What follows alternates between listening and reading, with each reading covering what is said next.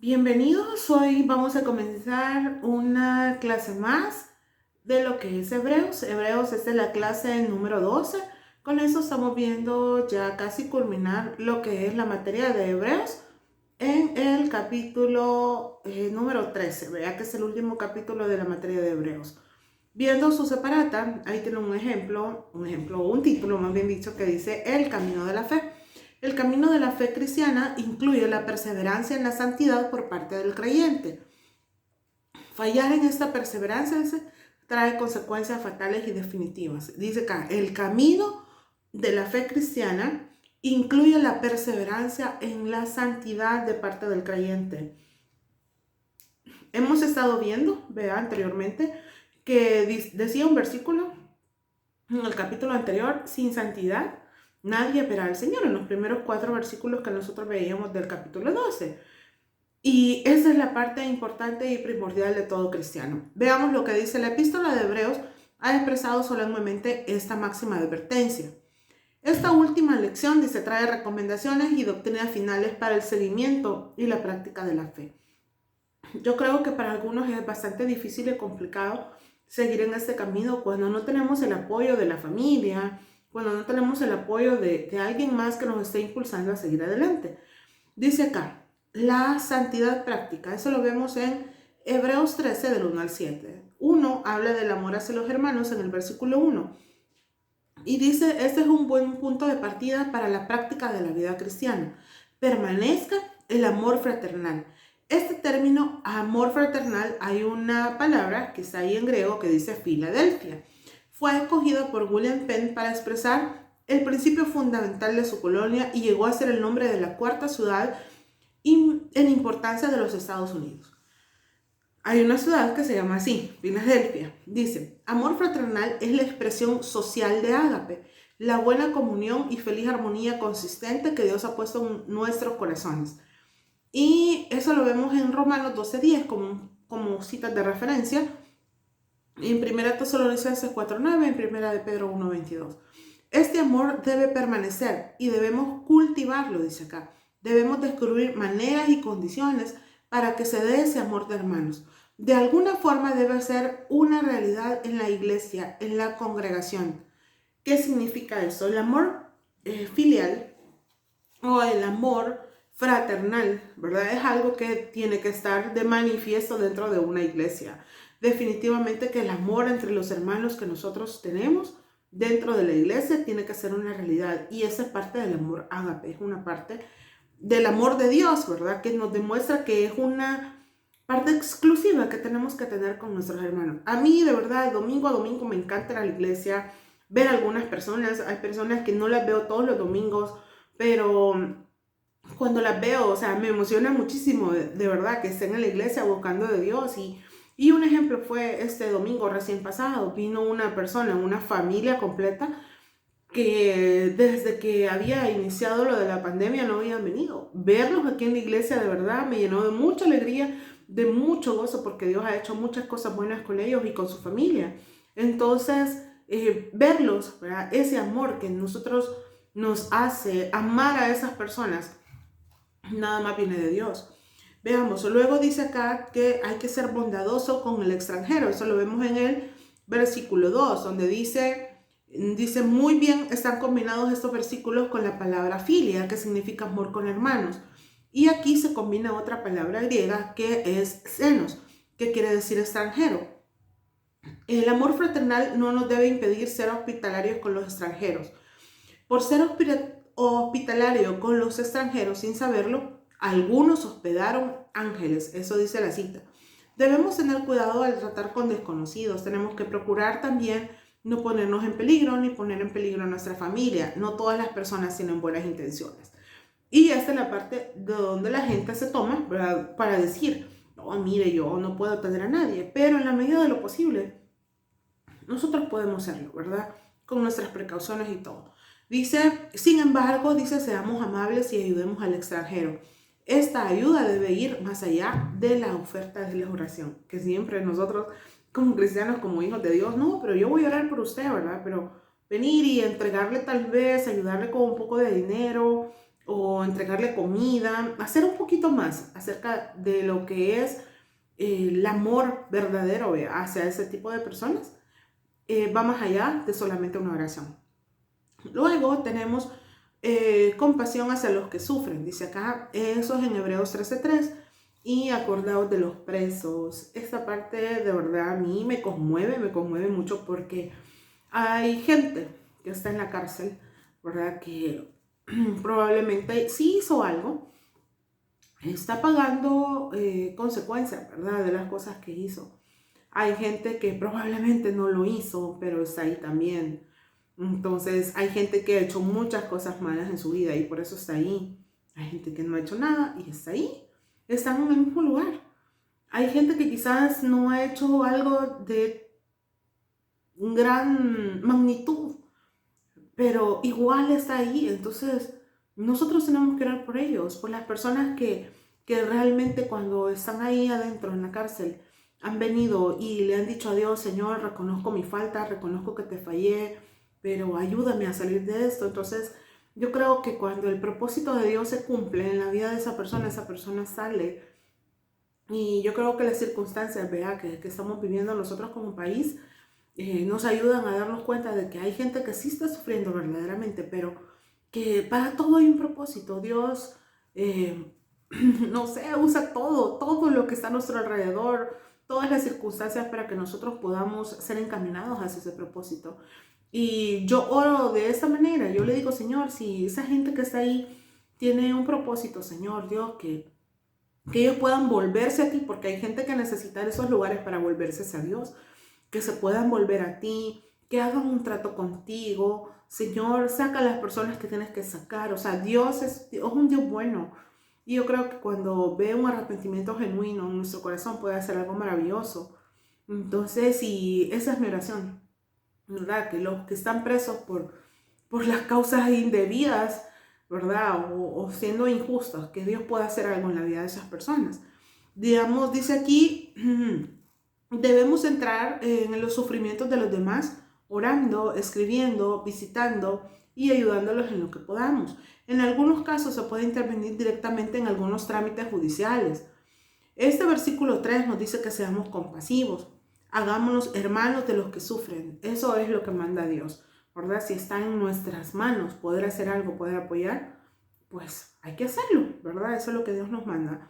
Luego tenemos un buen ministerio, que sea el matrimonio, dice en Hebreos 13:4, honroso sea en todos el matrimonio.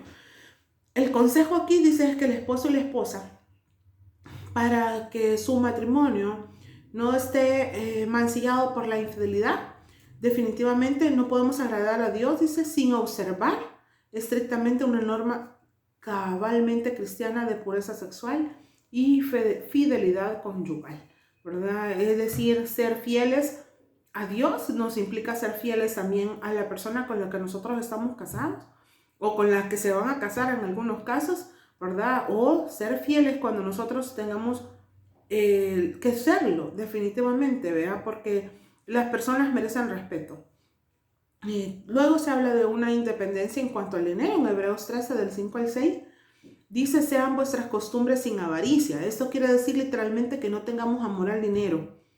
Anteriormente, hemos estado diciendo que en la santidad el amor en primer lugar es hacia Dios. El problema con la avaricia es que desplaza a Dios del corazón por poner el dinero. Por eso fue que Jesús recomendó: guardaos de toda avaricia. La avaricia es un deseo exagerado hacia la riqueza. Entonces, de eso estaba diciendo ahí: sean vuestras costumbres sin avaricia, ¿verdad? No acostumbrarnos a eso, que el dinero sea primero en nuestra vida, sino que siempre tiene que ser Dios.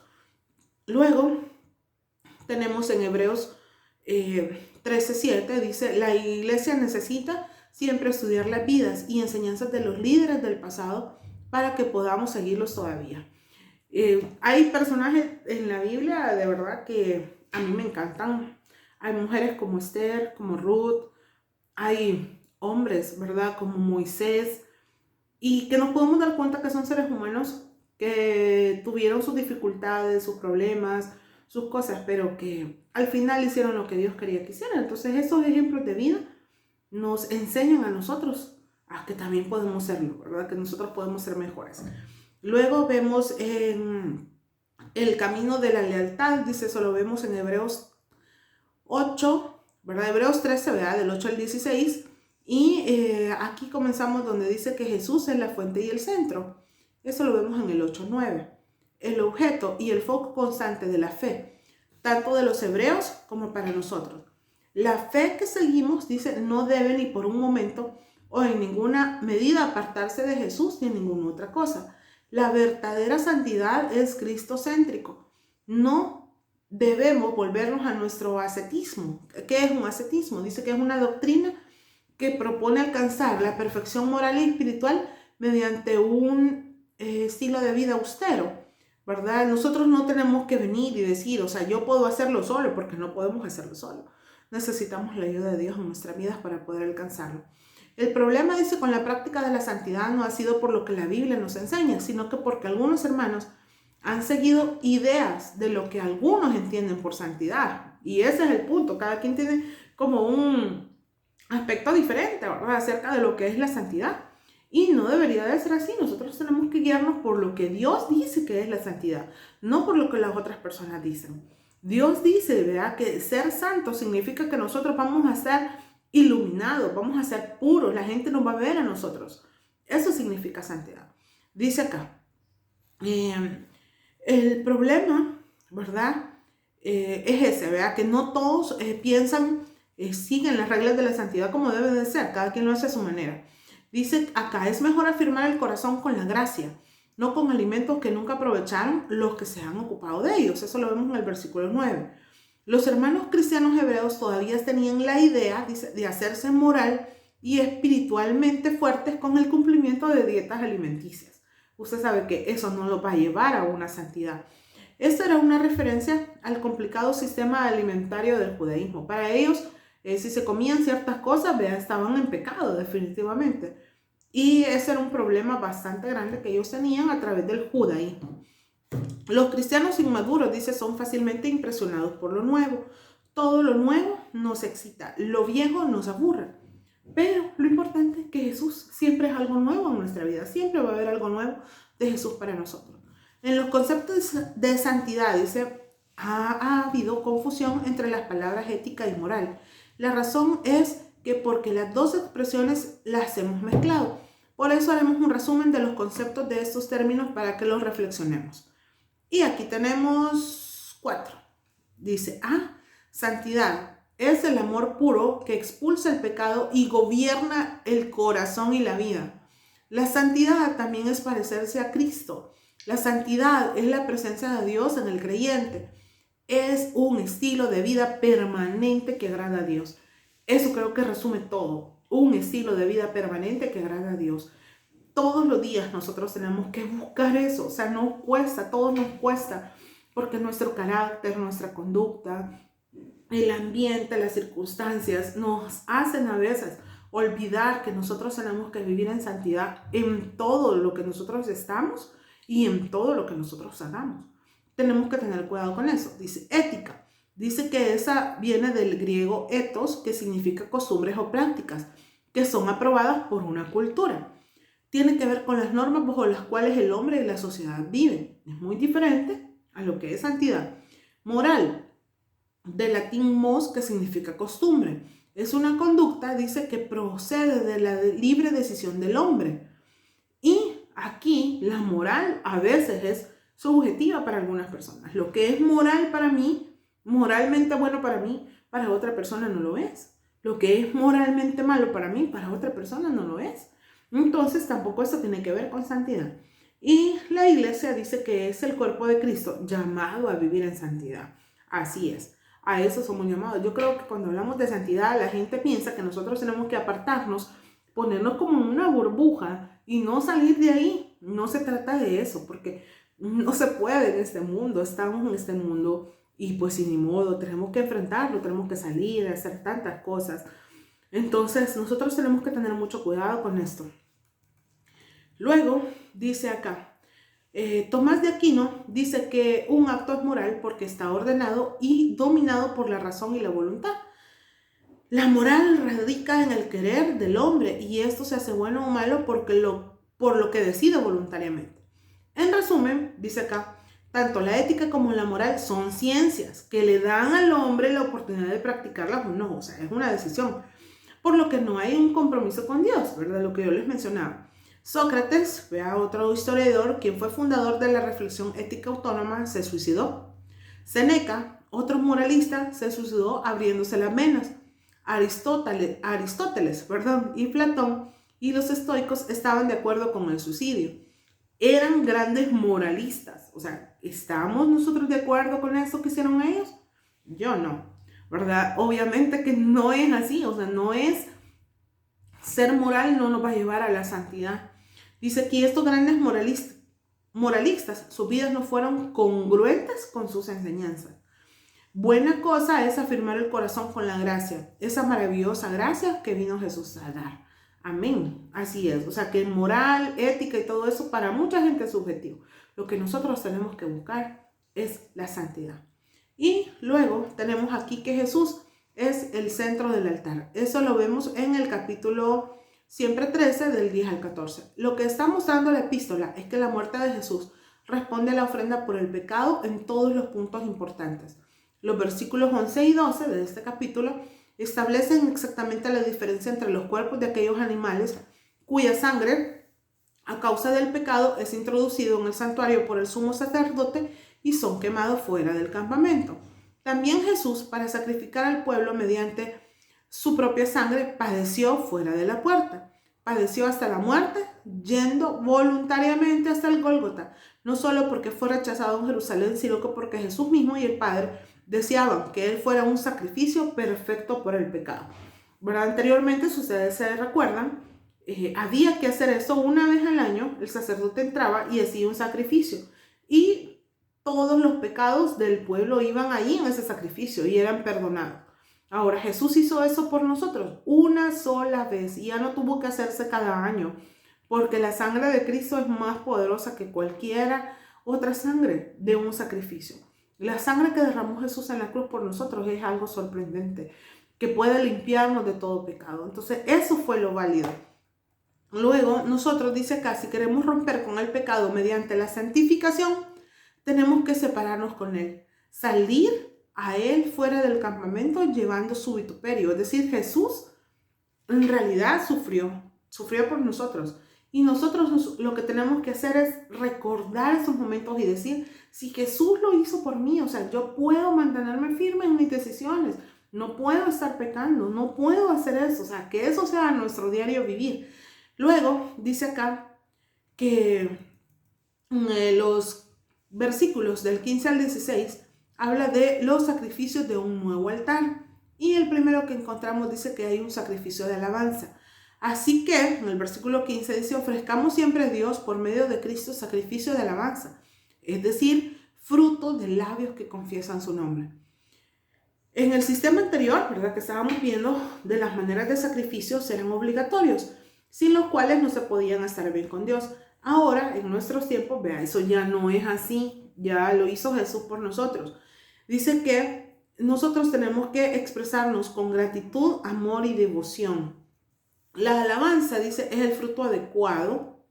Eso me encantó, dice, el producto natural y apropiado de labios que confiesan que Jesús es el Señor de nuestra vida. No sé a cuántos de ustedes les encantan. Hay algunas alabanzas que de verdad muestran lo que yo siento en mi corazón y lo que yo quiero decirle a Jesús, lo que yo quiero decirle a Dios, lo que yo quiero agradecer, lo muestran. Entonces, cuando nosotros abrimos nuestros labios para decirle a Dios cuán agradecidos estamos, es lo mejor que nosotros podemos hacer en nuestra vida y hacemos válido ese sacrificio siempre. Muchas veces nosotros con nuestras acciones lo invalidamos, pero ofrecer la alabanza a Dios con el fruto de nuestros labios, es decir, Señor, yo te alabo, yo te agradezco, yo te bendigo. Señor, gracias por lo que hiciste por mí a través de una alabanza. Es lo mejor que nosotros podemos hacer para Dios. Luego dice que hay un sacrificio de las buenas obras. Lo espiritual debe ser autenticado por lo social. Eso me gustó mucho esta idea. Dice, la piedad y la caridad deben ir de la mano.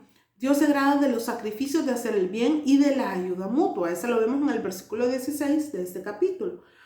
Ayuda mutua, dice que significa es de la palabra griega koinonías, que significa comunión. Entonces, la continua dice preocupación por los hermanos que necesitan de nuestra ayuda, ya sea monetaria, comida, vestido, salud, o nosotros podemos buscar otras razones para poder ayudarle a alguien.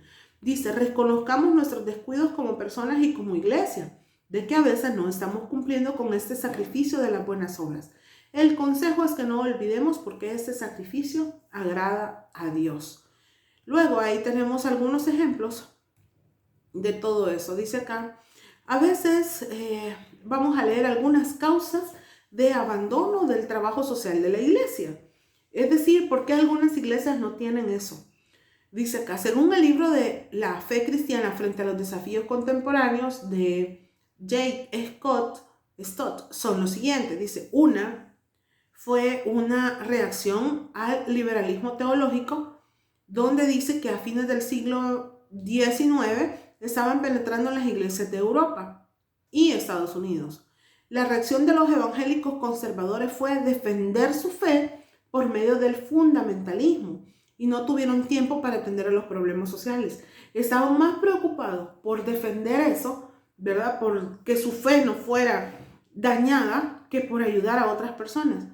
Otra, es decir, que los cristianos reaccionaron al llamado evangelio social que en esos tiempos estaba comenzando a elaborar los teólogos liberales. Dice que los teólogos liberales hacían propuestas de sus doctrinas que eran necesario responderlas. Dice que algunas personas lo que hacían era que no trataba de que las personas llegaran al cielo, sino que transformar la vida sobre la tierra hasta lograr la armonía celestial. Vea que eso es bien complicado, pues, porque no se trata de que aquí tienen que ser perfectos, no, porque ustedes y yo sabemos que no vamos a ser perfectos acá. Y otra cuestión que abandonó la responsabilidad social fue la desesperanza, dice, y el pesimismo que siguieron a la Primera Guerra Mundial. Todo eso también afectó.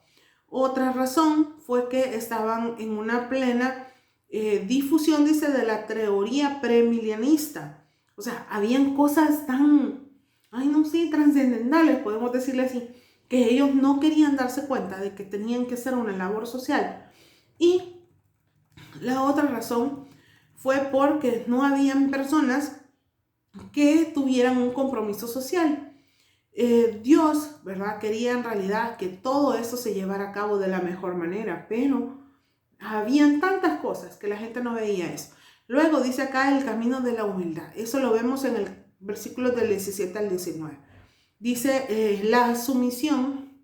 La razón para esta sumisión a los pastores es porque ellos veían por nuestras almas como quienes han de dar cuenta a Dios. Dice Phillips, ¿verdad? Decía, son como hombres que montan guardia sobre vuestro bien espiritual y tienen una gran responsabilidad. Ellos no pidieron la tarea de apacentar nuestras almas, ellos ni se la imaginan, ellos fueron llamados por parte de Dios y eso es lo que sucede con nuestros pastores, ¿verdad? Ellos fueron llamados por Dios y ellos son los que Dios les va a pedir cuenta por cada una de las almas, ¿verdad? Que le han sido designadas a ellos. Luego dice acá que una de las grandes necesidades que tiene el pastor es que se ore por él y por su familia. Por eso Hebreos recomienda orar por nosotros, los pastores, porque ellos tienen una gran responsabilidad delante de Dios y nosotros como pueblo, ¿verdad? Que necesita ser guiado, a veces no hacemos lo que tenemos que hacer también. Bueno, aquí hemos concluido, ¿verdad? Con lo que es el laboratorio, la clase, número 12, donde al final ustedes se encuentran en el laboratorio número 12 de la materia de Hebreos. Gracias, que Dios le bendiga y nos vemos en una próxima.